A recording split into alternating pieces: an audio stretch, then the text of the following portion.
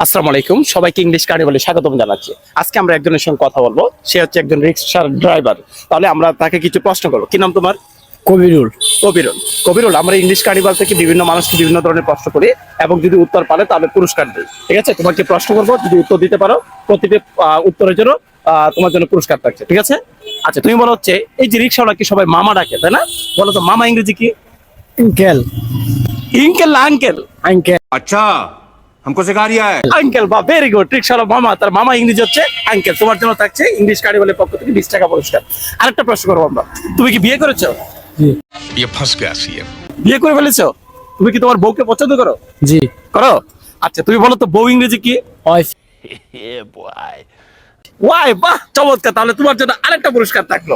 তার বউ ইংরেজি হচ্ছে ওয়াইফ। তাহলে তোমার বউ কিন্তু দেখে খুব খুশি হবে, তুমি তোমার বউকে পছন্দ করো, তাই না? আচ্ছা, তৃতীয় প্রশ্ন হচ্ছে যে আমরা যখন জ্যামে পড়ি তখন হুইসেল দিই। ঠিক আছে, হুইসেল শব্দের অর্থ কি জানো? টিকিট। টিটি। আসলে হুইসেল শব্দের অর্থ টিটি নয়, হুইসেল শব্দের অর্থ হচ্ছে বাঁশি। ধন্যবাদ সবাইকে ইংলিশ কার্নিভালের সাথে সংযুক্ত থাকার জন্য।